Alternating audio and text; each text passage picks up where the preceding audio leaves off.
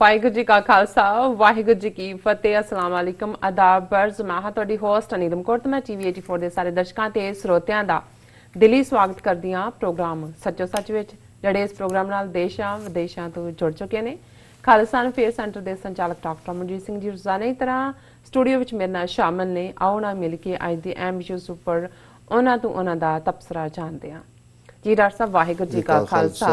वाहिगुरू जी की फतेह। जी डॉक्टर साहब जी आनू प्रोग्राम सचो सच विच बहुत शुक्रिया जी। डॉक्टर साहब अज 20 मार्च 2020 7 चेत नानकशाही संमत 552 ਦਾ ਦਿਨ ਹੈ ਤੇ ਡਾਕਟਰ ਸਾਹਿਬ ਪ੍ਰੋਗਰਾਮ ਸ਼ੁਰੂ ਕਰਨ ਤੋਂ ਪਹਿਲਾਂ ਅਸੀਂ ਆਪਣੇ ਦਰਸ਼ਕਾਂ ਤੇ ਸਰੋਤਿਆਂ ਨੂੰ ਹਮੇਸ਼ਾ ਤਰ੍ਹਾਂ ਦੱਸੀਏ ਵਿਊਅਰਸ, ਜੇ ਤੁਸੀਂ ਹੱਕ ਸੱਚ ਇਨਸਾਫ ਤੇ ਪੈਰਾ ਦਿੰਦਾ ਇੱਕੋ ਇੱਕ ਚੈਨਲ ਟੀਵੀ 84 ਨੂੰ ਦੇਖਣਾ ਚਾਹੁੰਦੇ ਹੋ ਤਾਂ ਤੁਸੀਂ ਦੇਖ ਸਕਦੇ ਹੋ spectrum cable, RCN cable, Bell Fibe cable in Canada, roku, Jadoo Box, Shava, Facebook, TV84 ਦੀ ਐਪ ਰਾਹੀਂ online streaming and IP box ਤੇ ਤੁਸੀਂ TV84 ਨੂੰ ਦੇਖ ਸਕਦੇ ਹੋ। ਵਿਊਅਰਸ, ਜੇ ਤੁਸੀਂ TV84 ਨਾਲ ਜਾਂ ਪ੍ਰੋਗਰਾਮ ਸੱਚੋ ਸੱਚ ਨਾਲ Facebook ਰਾਹੀਂ ਜੁੜੇ ਹੋ ਤਾਂ ਇਸ ਨੂੰ ਵੱਧ ਤੋਂ ਵੱਧ ਲਾਈਕ ਕਰੋ ਤੇ ਸ਼ੇਅਰ ਕਰੋ ਅਤੇ ਨਾਲ ਹੀ YouTube ਤੇ ਸਬਸਕ੍ਰਾਈਬ ਵੀ ਕਰੋ। ਇਹ ਵੀ ਦੱਸ ਦਈਏ ਕਿ ਤੁਸੀਂ TV84 ਦੀ ਐਪ ਨੂੰ ਐਂਡਰੋਇਡ ਐਂਡ ਐਪ ਸਟੋਰ ਤੇ ਡਾਊਨਲੋਡ ਕਰਕੇ ਜੋ TV84 ਦੀ ਲਾਈਵ ਸਟ੍ਰੀਮ ਹੈ ਉਸ ਨੂੰ ਤੁਸੀਂ 24 ਆਵਰਸ ਦੇਖ ਸਕਦੇ ਹੋ।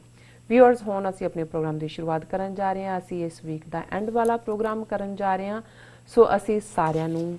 ਹੈਪੀ ਐਂਡ ਹੈਲਦੀ ਵੀਕਐਂਡ ਕਹਿੰਦੇ ਹਾਂ। ਸੋ ਪ੍ਰੋਗਰਾਮ ਦੇ ਸ਼ੁਰੂ ਵਿੱਚ ਅਸੀਂ ਜੋ ਕਸ਼ਮੀਰ ਵਾਦੀ ਦੇ ਵਿੱਚ 35 ਕਸ਼ਮੀਰੀ ਜੋ ਸਿੱਖ ਸਨ ਉਹ ਮਾਰੇ ਗਏ ਸਨ, ਉਹਨਾਂ ਨੂੰ ਮੌਤ ਦੇ ਘਾਟ ਉਤਾਰਿਆ ਗਿਆ ਸੀ ਭਾਰਤੀ ਏਜੰਸੀਆਂ ਵੱਲੋਂ ਅੱਜ ਦੇ ਦਿਨ ਹੀ। ਸੋ ਜੋ ਸਾਡਾ ਅੱਜ ਦਾ ਜੋ ਸਮੁੱਚਾ ਪ੍ਰੋਗਰਾਮ ਹੈ ਉਹਨਾਂ ਦੀ ਯਾਦ ਨੂੰ ਹੀ ਸਮਰਪਿਤ ਹੋਵੇਗਾ। ਸੋ ਜਿਸ ਤਰ੍ਹਾਂ ਕਿ ਕਰੋਨਾ ਦਾ ਕਹਿਰ ਸਾਰੀ ਹੀ ਦੁਨੀਆ ਤੇ ਫੈਲਿਆ ਹੋਇਆ ਹੈ, ਸੋ ਇਸ ਨਾਲ ਬਹੁਤ ਸਾਰੀਆਂ ਜੜੀਆਂ ਨੇ ਮੌਤਾਂ ਨੇ ਲਗਭਗ 10,000 ਦੇ ਕਰੀਬ ਹੋ ਚੁੱਕੀਆਂ ਨੇ ਔਰ 2 ਲੱਖ ਤੋਂ ਜ਼ਿਆਦਾ ਲੋਕ ਇਸ ਵਾਇਰਸ ਤੋਂ, ਜੋ ਕਰੋਨਾ ਵਾਇਰਸ ਹੈ ਉਸ ਤੋਂ ਪੀੜਤ ਹਨ। ਔਰ ਭਾਰਤ ਐਂਡ ਪਾਕਿਸਤਾਨ ਦੇ ਵਿੱਚ ਵੀ ਇਹ ਜੋ ਕਰੋਨਾ ਵਾਇਰਸ ਹੈ ਇਹ ਵੀ ਅੱਗ ਵਾਂਗਾਂ ਫੈਲ ਰਿਹਾ ਹੈ। ਐਂਡ ਇੱਕ ਇੰਟਰਨੈਸ਼ਨਲ ਮੈਡੀਕਲ ਇੱਕ ਐਕਸਪਰਟ ਦਾ ਕਹਿਣਾ ਹੈ ਕਿ ਭਾਰਤ ਵਿੱਚ 50 ਤੋਂ 70 ਕਰੋੜ ਦੇ ਕਰੀਬ ਜੋ ਲੋਕ ਨੇ ਕਰੋਨਾ ਵਾਇਰਸ ਦਾ ਸ਼ਿਕਾਰ ਹੋ ਸਕਦੇ ਹਨ। ਸੋ ਇਸ ਉੱਪਰ ਆਪਾਂ ਗੱਲਬਾਤ ਕਰਾਂਗੇ। ਸੋ ਦੂਸਰੇ ਇਸ਼ੂ ਦੇ ਵਿੱਚ ਆਪਾਂ ਜਿਸ ਤਰ੍ਹਾਂ ਕਿ ਤੁਹਾਨੂੰ ਦੱਸਿਆ ਕਿ ਜੋ 35 ਸਿੱਖ ਜੋ ਕਸ਼ਮੀਰੀ ਸਿੱਖ ਨੇ, ਬੇਗੁਨਾਹ ਸਿੱਖ ਨੇ, ਉਹ ਕਸ਼ਮੀਰ ਵਾਦੀ ਦੇ ਵਿੱਚ ਮਾਰ ਦਿੱਤੇ ਗਏ ਸਨ, ਉਹਨਾਂ ਬਾਰੇ ਆਪਾਂ ਗੱਲਬਾਤ ਕਰਾਂਗੇ। ਐਂਡ ਥਰਡ ਵਿੱਚ ਆਪਾਂ ਕਸ਼ਮੀਰ ਮੁੱਦਾ 227 ਦਿਨ ਹੋ ਚੁੱਕੇ ਨੇ ਕਸ਼ਮੀਰ ਨੂੰ ਬੰਦ ਹੋਇਆ, ਉਸ ਬਾਰੇ ਆਪਾਂ ਗੱਲਬਾਤ ਕਰਾਂਗੇ। ਸੋ ਐਂਡ ਦੇ ਵਿੱਚ ਤੁਹਾਡੀਆਂ ਲਿਖਤਾਂ ਐਂਡ ਗੁਰਬਾਣੀ ਵਿਚਾਰਾਂ ਹੋਣਗੀਆਂ। ਸੋ ਅਸੀਂ ਚਾਹਾਂਗੇ ਕਿ ਤੁਸੀਂ ਸਾਡੇ ਨਾਲ ਇਸੇ ਤਰ੍ਹਾਂ ਹੀ ਬਣੇ ਰਹਿਣਾ। ਦੇਖਣ ਸੁਣਨ ਲਈ ਤੁਹਾਡਾ ਸਭ ਦਾ ਬਹੁਤ ਬਹੁਤ ਸ਼ੁਕਰੀਆ। ਜੀ ਡਾਕਟਰ ਸਾਹਿਬ ਕੀ ਕਹਿਣਾ ਚਾਹੋਗੇ? ਦੇਖੋ, ਅੱਜ 20 ਮਾਰਚ ਦਾ ਦਿਨ ਹੈ। ਬੇਸ਼ੱਕ ਅਸੀਂ ਇੱਕ ਪ੍ਰੋਗਰਾਮ 2 ਦਿਨ ਪਹਿਲੇ ਚਿੱਠੀ ਸਿੰਘਪੁਰਾ 'ਚ 20 ਸਾਲ ਪਹਿਲਾਂ 20 ਮਾਰਚ 2000 ਨੂੰ ਮਾਰੇ ਗਏ 35 ਸਿੱਖਾਂ ਦੀ ਯਾਦ 'ਚ ਕੀਤਾ ਸੀ। ਬਿਲਕੁਲ। ਅੱਜ ਅਸੀਂ ਦੂਸਰੇ ਸੈਗਮੈਂਟ ਦੇ ਵਿੱਚ ਪ੍ਰੋਮੀਨੈਂਟ ਜਰਨਲਿਸਟ ਸਰੀ ਤੋਂ ਗੁਰਪ੍ਰੀਤ ਸਿੰਘ ਨੇ, ਉਹਨਾਂ ਦੀ ਲਿਖਤ ਹੈ ਇਸ ਬਾਰੇ, ਉਸ ਨੂੰ ਸਾਂਝੇ ਕਰਾਂਗੇ ਜੀ। ਪਰ ਇਹਦੇ 'ਚ ਕੋਈ ਸ਼ੱਕ ਨਹੀਂ ਹੈ ਕਿ ਜੇ ਨਵੰਬਰ 84 ਦੀ ਸਿੱਖ ਨਸਲਕੁਸ਼ੀ ਨੂੰ ਲਗਭਗ 36 ਸਾਲ ਹੋ ਜਾਣੇ ਨੇ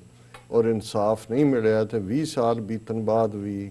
ਉਹ ਬੇਗੁਨਾਹ ਸਿੱਖ ਜਿਨ੍ਹਾਂ ਨੂੰ ਇਸ ਕਰਕੇ ਭਾਰਤੀ ਏਜੰਸੀਆਂ ਨੇ ਉਸ ਵੇਲੇ Atal Bihari Vajpayee, LK Advani home minister ਸੀ, ਵਾਜਪਾਈ ਪ੍ਰਾਈਮ ਮਿਨਿਸਟਰ ਸੀ, ਉਹਨਾਂ ਨੇ ਮੌਤ ਦੇ ਘਾਟ ਉਤਾਰਿਆ ਕਿ ਉਹ ਬਿਲ ਕਲਿੰਟਨ ਦਾ ਧਿਆਨ ਜਿਹੜਾ ਕਿ ਕਸ਼ਮੀਰ ਤੇ ਫੋਕਸ ਕਰਵਾਉਣ ਵਾਲਾ ਸੀ, ਬਿਲਕੁਲ, ਉਸ ਨੂੰ ਲਾਂਭੇ ਕਰ ਸਕਣ, ਡਾਈਵਰਟ ਕਰਨ। ਔਰ ਦੂਸਰਾ, ਸਿੱਖਾਂ ਨੂੰ, ਕਸ਼ਮੀਰ ਵਾਦੀ ਦੇ ਸਿੱਖਾਂ ਨੂੰ ਹਿਜਰਤ ਕਰਵਾਉਣ, ਜਿਵੇਂ ਕਿ ਉਹਨਾਂ ਨੇ ਕਸ਼ਮੀਰੀ ਪੰਡਤਾਂ ਦੀ ਖੁਦ ਹੀ ਭਾਰਤੀ ਏਜੰਸੀਆਂ ਨੇ ਕਰਵਾਈ ਸੀ।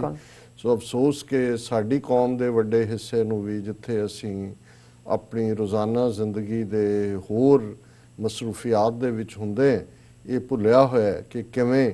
35 ਘਰ ਹੀ ਨਹੀਂ ਸੀ ਉਜੜੇ, ਕਿਵੇਂ ਕਿੰਨੇ ਬੱਚੇ, ਕਿੰਨੀਆਂ ਬੀਬੀਆਂ, ਉਹਨਾਂ ਨੇ ਜ਼ਿੰਦਗੀ ਕਿਵੇਂ ਇਹਨਾਂ 20 ਵਰਿਆਂ 'ਚ ਗੁਜ਼ਾਰੀ। ਔਰ ਅੱਜ ਵੀ ਉਹ ਹਾਲਤ ਜਿਹੜੀ ਹੈ ਉਸ ਤੋਂ ਬਦਤਰ ਹੈ, ਕਿਉਂਕਿ ਹੁਣ ਜੋ ਕੁਛ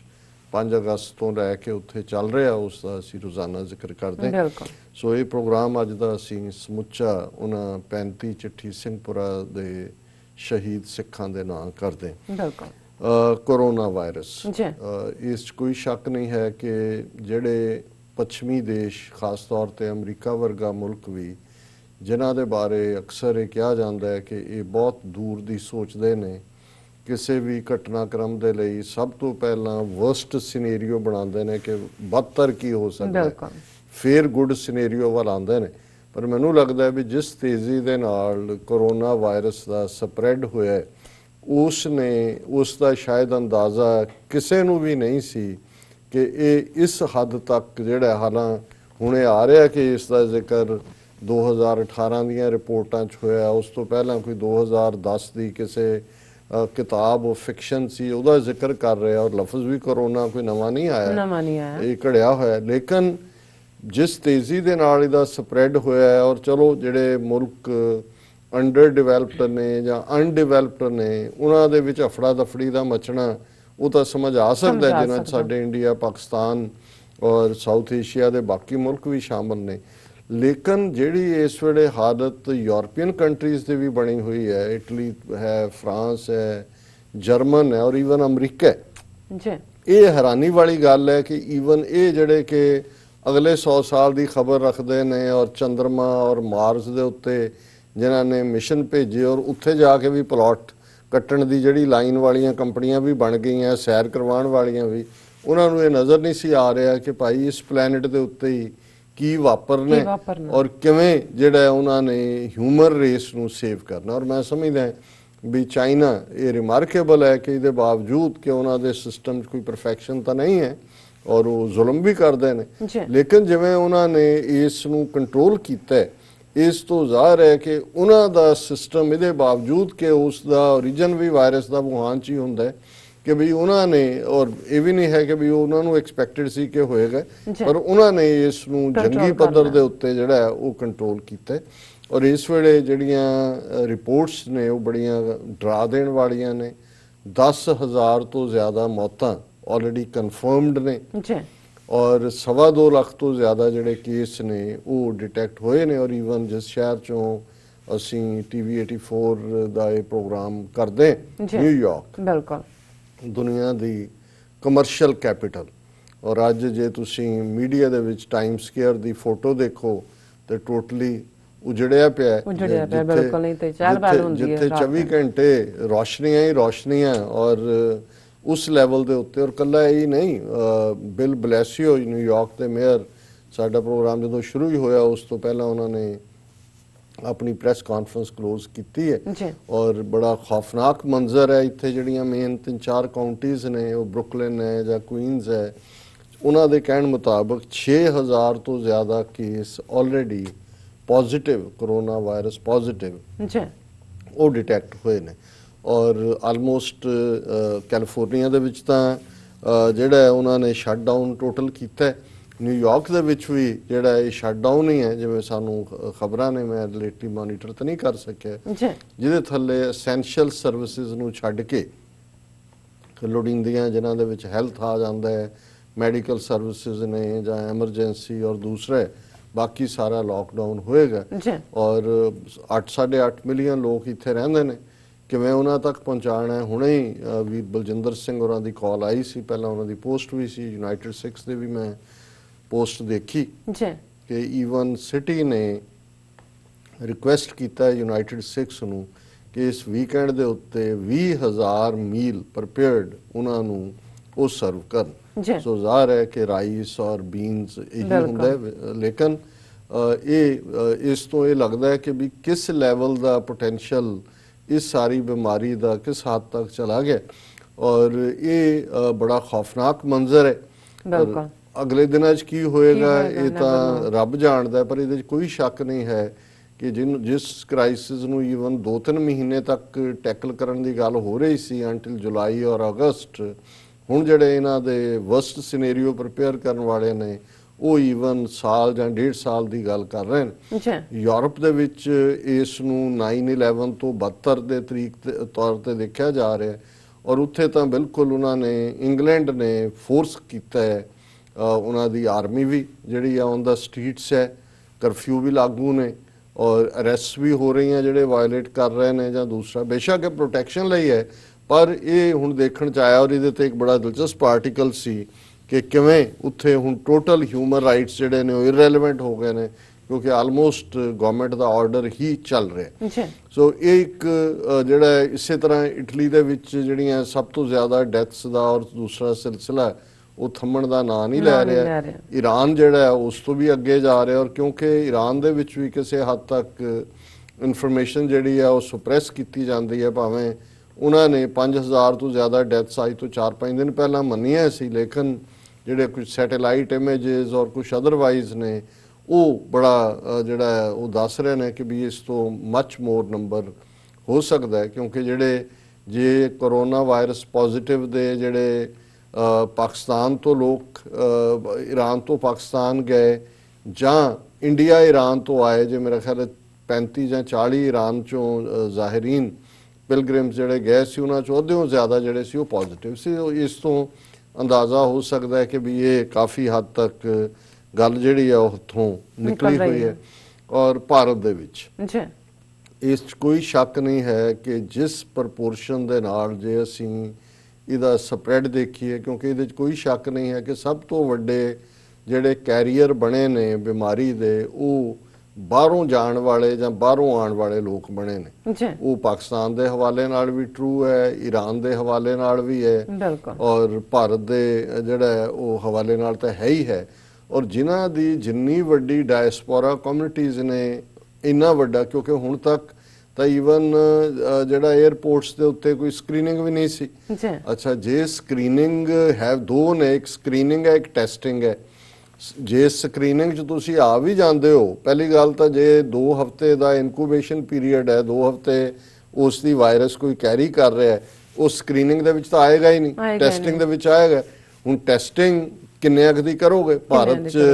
ਜਿਹੜਾ ਹੁਣ ਤੱਕ ਇਹਨਾਂ ਦੀ ਕੁੱਲ ਟੈਸਟਿੰਗ ਹੈ ਉਹ 12000 ਦੇ ਕਰੀਬ ਬੰਦੇ ਨੇ ਜਿਨ੍ਹਾਂ ਦੀ ਕੁੱਲ ਟੈਸਟ, ਹੁਣ ਤੁਸੀਂ 1 ਬਿਲੀਅਨ 350 ਮਿਲੀਅਨ ਚੋਂ ਜਿਹੜਾ ਸੋ ਉਹਦੇ ਚੋਂ ਸੋ 에ਅਰਪੋਰਟਾਂ ਤੇ ਵੀ ਲੋਕ ਨਿਕਲਦੇ ਚਲੇ ਗਏ। ਔਰ ਜਿਹੜਾ ਕੇਸ ਜਿਹਨੇ ਯੂਪੀ ਦੇ ਵਿੱਚ ਭੜਥੂ ਪਾਇਆ ਲਖਨਊ ਦੇ ਔਰ ਦੂਜੇ ਕਿ ਵੀ ਇੱਕ ਸਿੰਗਰ ਕਪੂਰ, ਪਤਾ ਨਹੀਂ ਉਹਦਾ ਲਾਸਟ ਨੇਮ ਹੈ ਕਨਿਕਾ ਕਪੂਰ,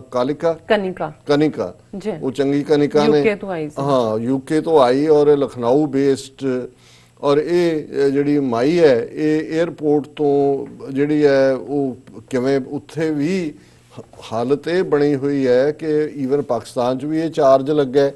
ਕਿ ਜਿਹੜੇ ਹੁਣ ਜਿਹੜਾ ਬਾਰਡਰ ਈਰਾਨ ਦਾ ਸਿੰਧ ਨਾਲ ਲੱਗਦਾ ਉੱਥੇ ਲੋਕਾਂ ਨੂੰ ਰੋਕਿਆ ਹੋਇਆ ਸੀ,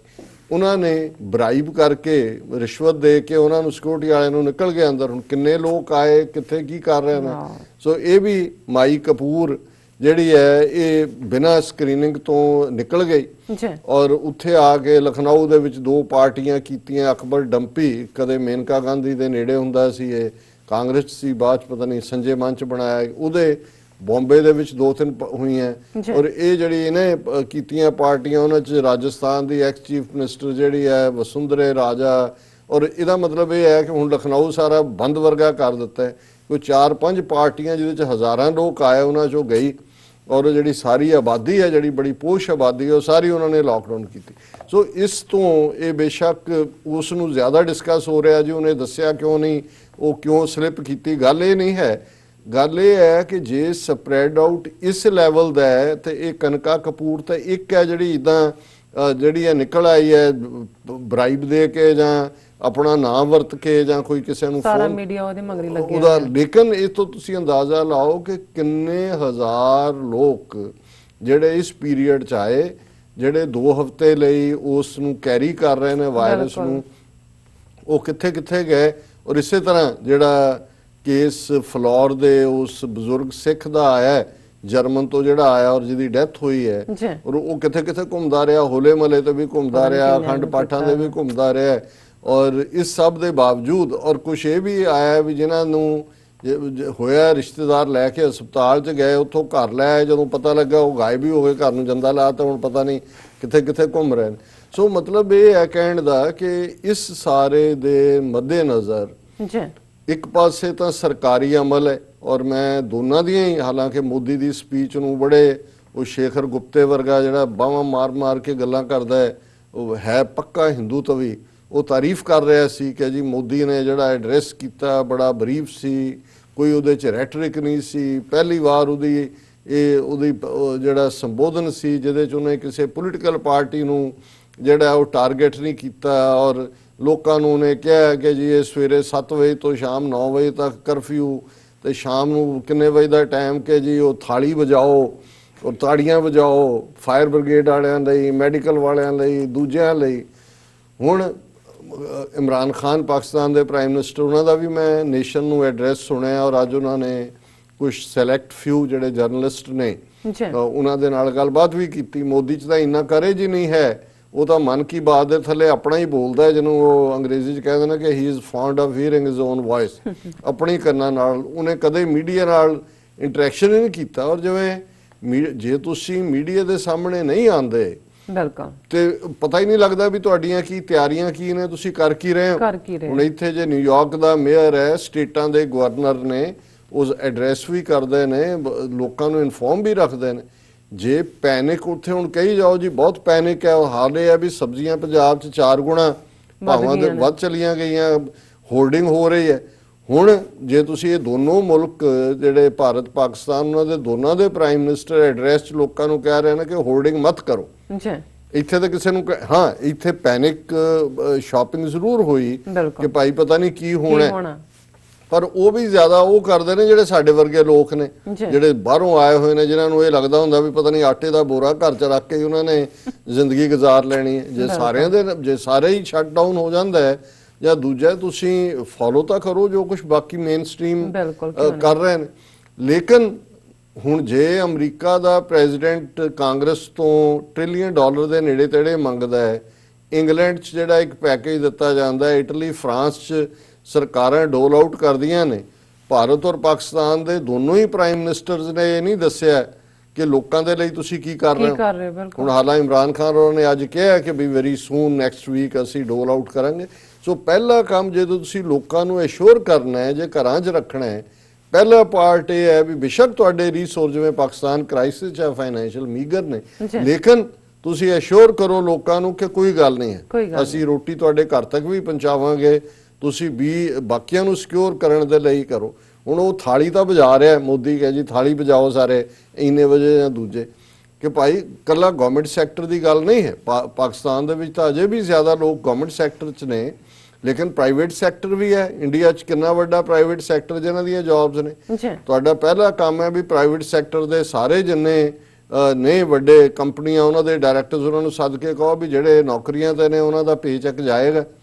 ਔਰ ਇਮੀਡੀਏਟ ਤੁਸੀਂ ਲੋਕਾਂ ਨੂੰ ਰਿਲੀਫ ਦਿਓ। ਔਰ ਜਿਹੜੇ ਦੂਸਰੇ ਨੇ ਮਜ਼ਦੂਰ, ਕੋਈ ਜਿਵੇਂ ਕੋਈ ਰੇਹੜੀ ਲਾ ਰਿਹਾ, ਕਿਸੇ ਦਾ ਢਾਬਾ ਹੈ, ਕਿਸੇ ਦਾ, ਕਿਉਂਕਿ ਸਾਰਾ ਕੁਝ ਹੀ ਗੱਲ ਕੱਲੀ ਇਹ ਨਹੀਂ ਹੈ ਵੀ ਤੁਸੀਂ ਸਕੂਲ ਕਾਲਜ ਯੂਨੀਵਰਸਿਟੀਆਂ ਬੰਦ ਕਰ ਦਿੱਤੀਆਂ। ਸਕੂਲਾਂ ਕਾਲਜਾਂ ਯੂਨੀਵਰਸਿਟੀਆਂ ਦੇ ਬਾਹਰ ਕੋਈ ਮਰੂੰਡਾ ਵੇਚ ਕੇ ਆਪਣੇ ਬੱਚਿਆਂ ਨੂੰ ਪਾਲਦਾ ਹੈ, ਕਿਸੇ ਨੇ ਛੋਲੇ ਭਟੂਰਿਆਂ ਦੀ ਰੇਹੜੀ ਲਾਈ ਹੋਈ ਹੈ, ਕਿਸੇ ਨੇ ਹੋਰ। ਸੋ ਮਤਲਬ ਇਹ ਹੈ ਕਿ ਪਹਿਲਾ ਪਾਰਟ ਰੂਲਰ ਦਾ, ਹਾਕਮ ਦਾ ਜੇ ਹੁੰਦਾ ਹੈ ਕਿ ਵੀ ਤੁਸੀਂ ਜਿਹੜਾ ਕਾਮਨ ਬੰਦਾ ਹੈ ਉਸ ਦਾ ਕੀ ਤੁਸੀਂ ਤਹਫੁਜ਼ ਕਰੋਗੇ, ਉਸ ਦੀਆਂ ਨੀਡਸ ਨੂੰ ਤੁਸੀਂ ਕਿਵੇਂ ਫੁਲਫਿਲ ਕਰੋਗੇ, ਉਹਨੂੰ ਐਸ਼ੋਰ ਕਰੋ ਔਰ ਲੋਕਾਂ ਦੇ ਨਾਲ ਲਗਾਤਾਰ ਰਾਬਤਾ ਰੱਖੋ, ਮੀਡੀਆ ਦੇ ਨਾਲ ਗੱਲਬਾਤ ਕਰੋ ਔਰ ਯਕੀਨੀ ਬਣਾਓ। ਦੇਖੋ ਲੋਕ ਜਿਹੜੀ ਲੋਕਾਈ ਦੇ ਵਿੱਚ ਜਰਨ ਸ਼ਕਤੀ ਵੀ ਬੜੀ ਹੁੰਦੀ ਹੈ। ਕਿੰਨੇ ਕਿੰਨੇ ਜ਼ਾਬਰ ਜ਼ਾਲਮ ਹਾਕਮਾਂ ਨੂੰ ਵੀ ਜਰ ਜਾਂਦੇ ਨੇ, ਪਰ ਰਹਿੰਦੇ ਉੱਥੇ ਹੀ ਨੇ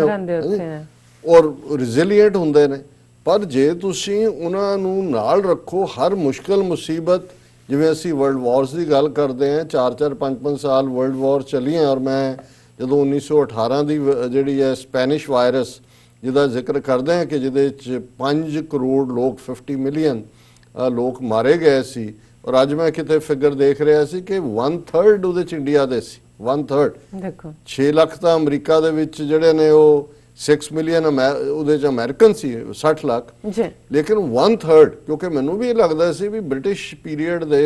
ਸਭ ਤੋਂ ਜ਼ਿਆਦਾ ਸੋਲਜਰ ਹੀ ਇੰਡੀਆ 'ਚੋਂ ਗਏ, ਉਹਨਾਂ 'ਚ ਸਿੱਖ ਪੰਜਾਬੀ ਮੁਸਲਮਾਨ ਸੀ ਔਰ ਸਾਡੀਆਂ ਯਾਦਾਂ ਦੇ ਵਿੱਚ ਕਦੇ ਵੀ ਨਹੀਂ ਆ। ਹੁਣ ਜਦੋਂ ਕਰੋਨਾ ਵਾਇਰਸ ਦਾ ਜ਼ਿਕਰ ਚੱਲਿਆ ਤੇ ਉਸ ਦੌਰ ਦੀਆਂ ਕਿਲਿੰਗਸ ਦੀ ਗੱਲ ਹੋ ਰਹੀ ਹੈ ਕਿ ਮਰੇ, ਨਹੀਂ ਤਾਂ ਕਿਤੇ ਲੋਕ ਕਹਾਣੀਆਂ ਜਾਂ ਦੂਜਿਆਂ 'ਚ ਇਹ ਤਾਂ ਸੀ। ਲਾਮ ਨੂੰ ਲੈ ਕੇ ਤਾਂ ਹੈ, ਸਾਡੀਆਂ ਲੋਕ ਬੋਲੀਆਂ 'ਚ ਵੀ ਗਿਆ ਹੈ ਕਿ ਜੀ ਤੂੰ ਲਾਮ ਨੂੰ ਚੱਲਿਆ ਜਾਂ ਲਾਮ ਨੂੰ ਗਿਆ ਜਾਂ ਉਹਦੇ ਨਾਲ ਜੁੜੇ ਹੋਏ ਗੀਤ ਨੇ। ਲੇਕਿਨ 1/3 ਲੋਕ ਜੰਗ ਤੋਂ ਆਉਣ ਤੋਂ ਬਾਅਦ ਜਿਹੜੇ ਫੌਜੀ ਨਾਲ ਲੈ ਕੇ ਆਏ ਉਹਦੇ ਨਾਲ ਮਰੇ, ਇਹ ਕੋਈ ਯਾਦਾਂ, ਇਹਦਾ ਮਤਲਬ ਇਹ ਹੈ ਵੀ ਲੋਕਾਂ ਦੇ ਵਿੱਚ ਇੱਕ ਬਹੁਤ ਵੱਡਾ ਜਰਨ ਦਾ ਮਾਦਾ ਵੀ ਹੁੰਦਾ ਹੈ, ਰੈਜ਼ਿਲੀਅੰਸ ਵੀ ਹੁੰਦੀ ਹੈ, ਐਂਡ ਜਿਵੇਂ ਲੋਕ ਵਾਪਸ ਮੋੜ ਆਉਂਦੇ ਨੇ। ਪਰ ਹੁਣ ਤਾਂ ਅੱਜ ਦੇ ਜ਼ਮਾਨੇ 'ਚ ਤੁਹਾਡੇ ਕੋਲ ਟਿਕਟੌਕ ਤੇ ਟਿਪ ਟੌਪ ਸਭ ਕੁਝ ਹੈ, ਸਾਰਾ ਮੀਡੀਆ ਦੇ ਸਾਧਨ ਨੇ, ਕੋਈ ਬੋਲਦਾ ਇਸ ਘਰਾਂ 'ਚ ਸੁਣਿਆ ਜਾਂਦਾ ਹੈ। ਤੁਸੀਂ ਕਿਉਂ ਨਹੀਂ ਬਰੀਫਿੰਗ, ਤੁਹਾਡੀ ਇੱਕ ਸਪੈਸ਼ਲ ਟੀਮ ਇਸ ਦੇ ਉੱਤੇ ਹੁੰਦੀ ਜਿਹੜੀ ਬਰੀਫ ਵੀ ਕਰ ਰਹੀ ਹੈ, ਦੱਸ ਰਹੀ ਹੈ ਵੀ ਮੈਡੀਕਲ ਸਰਵਿਸਿਜ਼ ਕੀ ਨੇ, ਦੂਸਰਾ ਕੀ ਹੈ। ਸੋ ਜਸਟ ਥਾਲੀਆਂ ਵਜਾਉਣ ਦੇ ਨਾਲ ਔਰ ਉਹ ਸਾਰੇ ਦੇ ਨਾਲ ਤਾਂ ਕੁਝ ਨਹੀਂ ਹੋਣਾ ਵੀ ਚਮਚੇ ਥਾਲੀਆਂ ਵਜਾਓ, ਤਾੜੀਆਂ ਵਜਾਓ, ਇਹ ਨਹੀਂ ਕਿਹਾ ਵੀ ਜੈ ਸ਼੍ਰੀ ਰਾਮ ਕਰੋ। ਹੋਰ ਨਹੀਂ, ਘੱਟੋ ਘੱਟ ਗਊ ਮੂਤਰ ਦੇ ਕੋਈ ਟੈਂਕਰ ਹੀ ਰੱਖ ਦਿਓ ਥਾਂ ਥਾਂ ਜੇ ਉਹਨਾਂ ਨੂੰ ਕਰ ਰਹੇ ਹੋ, ਕਿਉਂਕਿ ਉਹ ਵੀਡੀਓ ਅੱਜ ਵੀ, ਮਤਲਬ ਹੁਣ ਜਦੋਂ ਤੁਸੀਂ ਦੇਖ ਰਹੇ ਹੋ ਕਿ ਵੀ ਇੱਕ ਪਾਸੇ ਉਹ ਹਿੰਦੂ ਮਹਾਸਭਾ ਦੇ ਦਫ਼ਤਰ ਦੇ ਵਿੱਚ ਉਹ ਗਾਂ ਮੂਤਰ ਦੀ ਪਾਰਟੀ ਹੋ ਰਹੀ ਹੈ, ਉਹ ਭਰ ਕੇ ਇੱਕ ਨਾਲ ਮੁਸਲਮਾਨ ਵੀ ਬਿਠਾਇਆ ਹੋਇਆ ਉੱਤੇ, ਉਹ ਜਾਲੀ ਜਿਹੀ ਟੋਪੀ ਪਾ ਕੇ ਸਿਰ ਤੇ ਦੱਸਣ ਲਈ, ਤਾਂ ਉਹਨੂੰ ਵੀ ਇੱਕ ਗਲਾਸ ਪਿਆ ਰਿਹਾ ਨੇ, ਕਹਿੰਦੇ ਇਹ ਹੈ ਹਿੰਦੂ ਮੁਸਲਮਾਨ ਪਿਆਰ, ਉਹ ਵੀ ਗਊ ਮਾਤਾ ਕੀ ਜੈ ਕਰ ਰਿਹਾ, ਤੇ ਬਾਹਰ ਉਹਦੀ ਬਣਾ ਕੇ ਸ਼ਕਲ ਕੇ ਜੀ ਵਿਸ਼ਨੂੰ, ਤੇ ਬਾਹਰ ਉਹਨੂੰ ਜਿਹੜਾ ਉਹ ਕਰੋਨਾ ਦੇ ਮੂੰਹ ਨੂੰ ਲਾ ਰਹੇ ਨੇ ਭਟੂਰੇ ਔਰ ਖੀਰ ਔਰ ਛੋਲੇ, ਕਿ ਜੀ ਨਹੀਂ ਇਹ ਅਸੀਂ ਇਹਨੂੰ ਖੁਸ਼ ਕਰ ਰਹੇ ਹਾਂ, ਔਰ ਉਹ ਕਹਿ ਰਹੇ ਨੇ ਜੀ ਦੇਖੋ ਇਹ ਤਾਂ ਆਇਆ। ਹੁਣ ਇੱਕ ਪਾਸੇ ਜੇ ਇਸ ਕਿਸਮ ਦੇ ਨੂੰ ਜਿਹਨੂੰ ਸੋਸ਼ਲ ਮੀਡੀਆ ਔਰ ਦੂਜਾ ਇਸ ਕਿਸਮ ਦਾ ਭਾਵੇਂ ਨੈਗੇਟਿਵਿਟੀ ਨਾਲ ਵੀ ਦੇਖਦੇ ਨੇ ਲੋਕ, ਲੇਕਿਨ ਪਪੂਲਰਾਈਜ਼ ਤਾਂ ਕਰ ਰਹੇ ਨੇ, ਪਰ ਦੂਸਰਾ ਪੱਖ ਲੋਕਾਂ 'ਚ ਪੈਨਿਕ ਕਿਉਂ ਨਾ ਹੋਏ ਜਦੋਂ ਕਿ ਲੋਕਾਂ ਦੇ ਵਿੱਚ ਪ੍ਰੋਪਰ ਜਾਣਕਾਰੀ ਨਹੀਂ ਪਹੁੰਚ ਰਹੀ। ਔਰ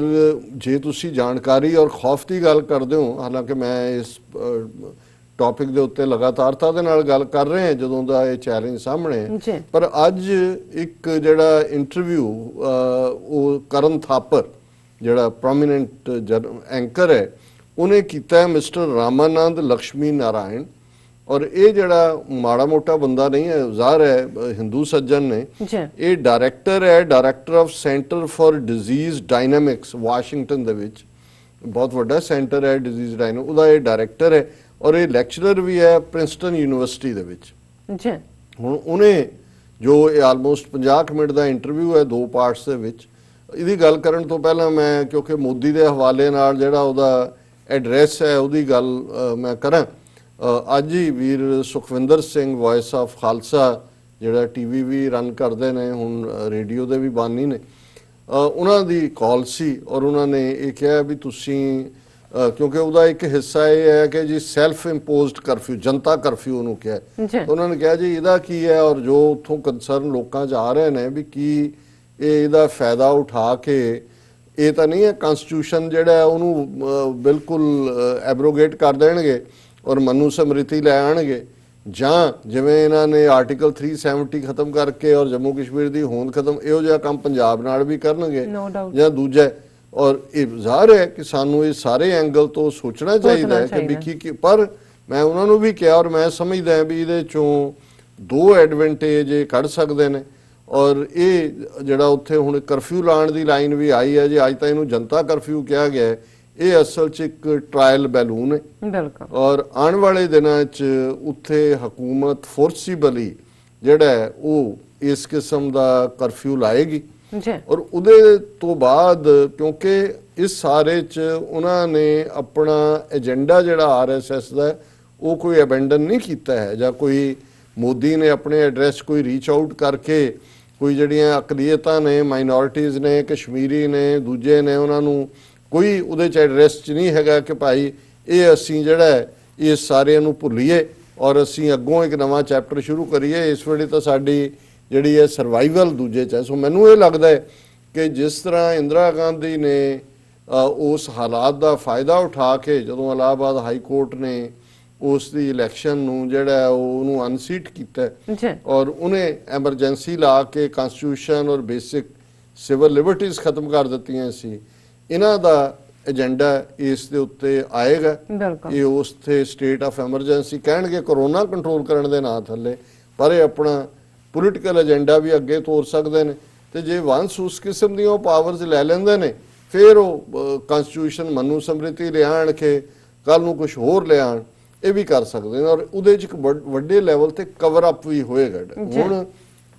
ਜੇ ਟੈਸਟ ਸਾਰੇ 12,000 ਦੇ ਕਰੀਬ ਹੋਏ ਨੇ, ਜਿਹੜਾ ਮਿਲੀਅਨ ਦੇ ਪਿੱਛੇ ਵੀ ਇੱਕ ਬੰਦਾ ਨਹੀਂ ਆਂਦਾ। ਤੇ ਇਹ ਤੋਂ ਹੈ, ਔਰ ਇਸ ਸਾਰੇ ਪੀਰੀਅਡ 'ਚ ਕਿੰਨੇ ਲੋਕ ਬਾਹਰੋਂ ਆਏ, ਲੋਕਲ ਕਿੰਨਾ ਸਪਰੈਡ ਆਊਟ ਹੈ, ਔਰ ਜਿਸ ਤੇਜ਼ੀ ਨਾਲ ਕਿ ਮਹਾਰਾਸ਼ਟਰ ਦੇ ਵਿੱਚ ਸਪਰੈਡ ਆਊਟ ਹੈ ਕਿ ਨੰਬਰ 1 ਦੇ ਉੱਤੇ, ਫਿਰ ਕੇਰਲਾ 'ਚ ਹੈ, ਯੂਪੀ 'ਚ ਪਹਿਲਾਂ ਹੀ ਮਾਣ ਨਹੀਂ ਸੀ ਕਿ ਵੀ ਯੂਪੀ 'ਚ ਪਹਿਲਾਂ ਹੀ ਨੰਬਰ 3 ਤੇ ਸੀ ਜਦੋਂ ਅਸੀਂ ਕੱਲ ਗੱਲ ਕੀਤੀ ਕੇਸਿਸ ਦੇ ਲਿਹਾਜ਼ ਨਾਲ। ਹੁਣ ਤਾਂ ਇਹ ਬੀਬੀ ਕੇ ਪਹੁੰਚ ਗਈ ਹੈ ਉੱਥੇ ਲੈ ਕੇ ਸਾਰਿਆਂ ਨੂੰ, ਉਹਨੇ ਦੱਸਦਾ ਕਿ ਭਾਈ ਕੀ ਚੱਲ ਰਿਹਾ। ਹੁਣ ਇਸ ਕਿਸਮ ਦਾ ਕਿੰਨਾ ਉਹ ਸਾਰਾ ਪਾਰਟ ਹੋਏਗਾ। ਔਰ ਜਿਹੜਾ ਮੈਂ ਖੌਫਨਾਕ ਇੰਟਰਵਿਊ ਦੀ ਗੱਲ ਕੀਤੀ ਹੈ ਕਰਨ ਥਾਪਰ ਦੇ ਨਾਲ,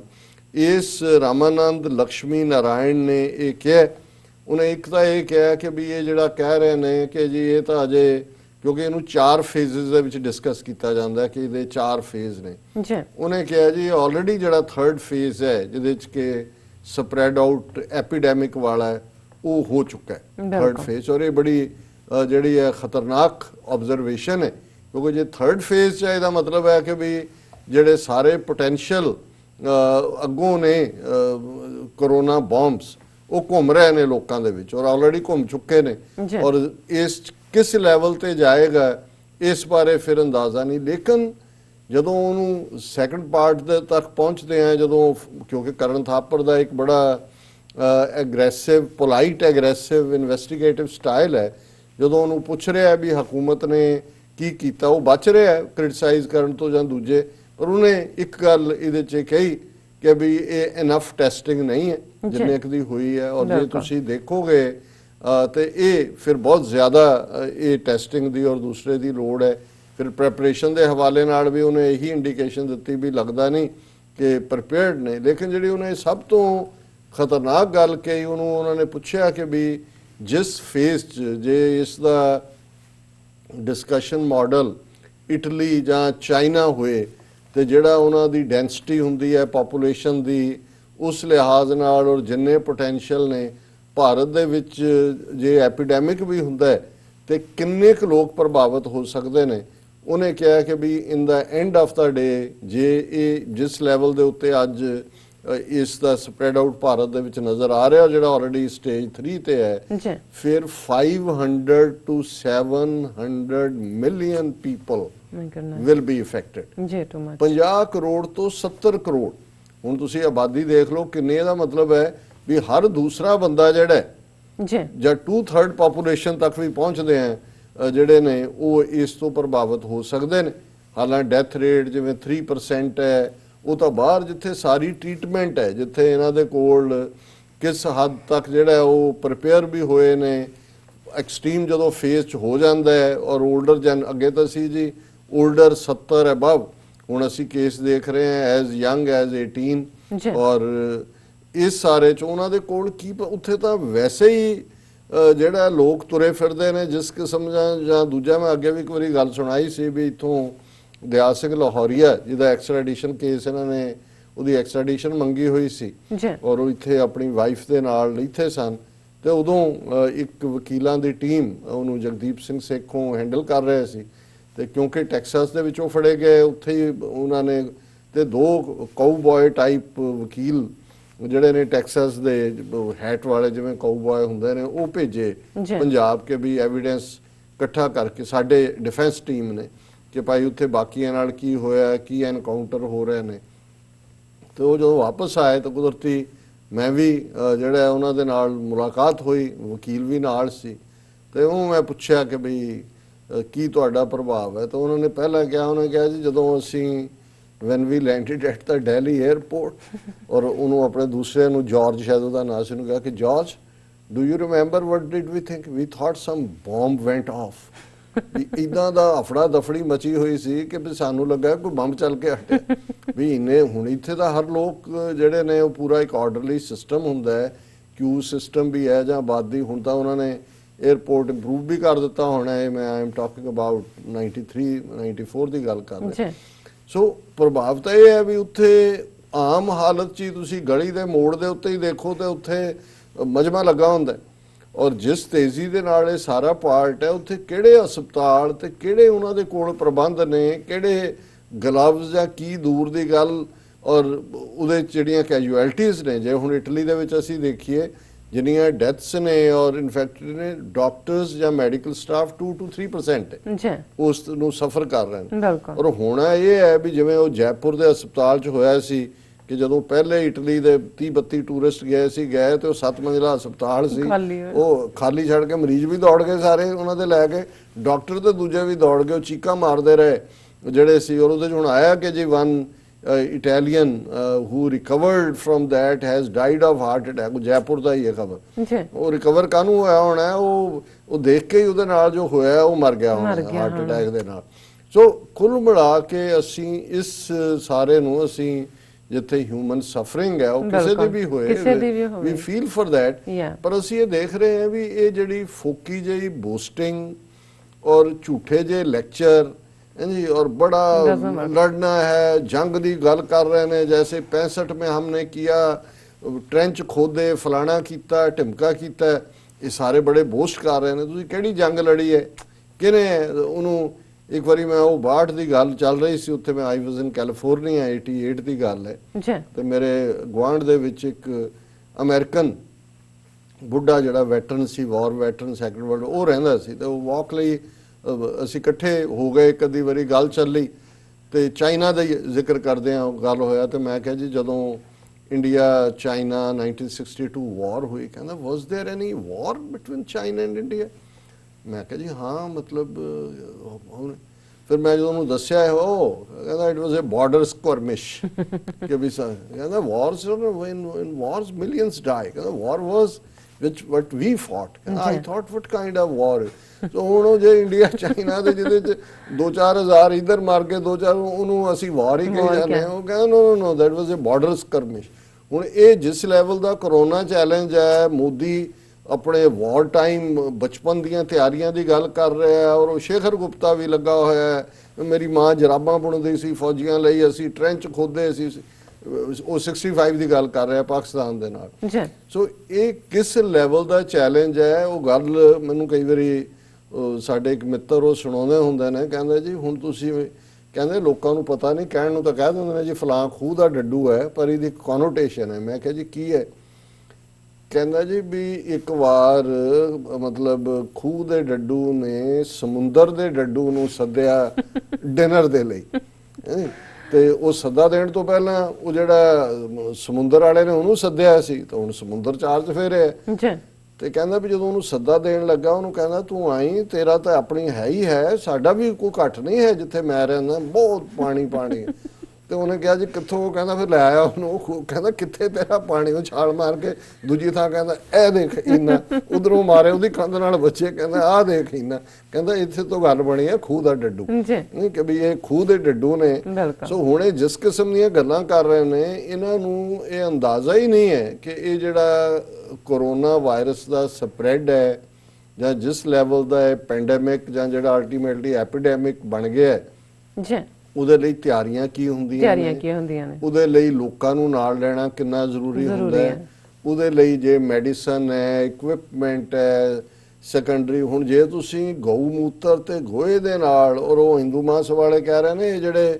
ਸ਼ਰਾਬ ਦੇ ਉਹ ਬਣੇ ਨੇ ਦੁਕਾਨਾਂ ਬੂਥ ਏਅਰਪੋਰਟਾਂ ਤੇ, ਇਹਨੂੰ ਬੰਦ ਕਰੋ, ਉੱਥੇ ਜਿਹੜਾ ਗਾਂ ਮੂਤਰ ਦੀਆਂ ਦੁਕਾਨਾਂ ਖੋਲੋ, ਜਿਹੜੇ ਆਉਂਦੇ ਨੇ ਬਾਹਰਲੇ ਸਾਰਿਆਂ ਨੂੰ ਪਿਆ ਕੇ, ਕਹਿੰਦਾ ਫਿਰ ਉਹਨਾਂ ਨੂੰ ਏਅਰਪੋਰਟਾਂ ਤੋਂ ਬਾਹਰ ਕੱਢੋ। ਹਿੰਦੂ ਮਹਾਸਭਾ ਦਾ ਪ੍ਰਧਾਨ ਲਖਨਊ, ਜਿਨ੍ਹਾਂ ਦਾ ਆਈਡਲ ਨਥੂਰਾਮ ਗੋਡਸੇ ਹੈ, ਜਿਹੜਾ ਨਥੂਰਾਮ ਗੋਡਸੇ RSS ਦਾ ਹੈ ਔਰ ਇਹਨਾਂ ਦਾ ਆਈਡਲ ਹੈ। ਸੋ ਮਤਲਬ ਇਸ ਸਾਰੇ ਮਾਹੌਲ ਦੇ ਵਿੱਚ ਅਸੀਂ ਇਹ ਮਹਿਸੂਸ ਕਰਦੇ ਕਿ ਇਹ ਬੇਸ਼ੱਕ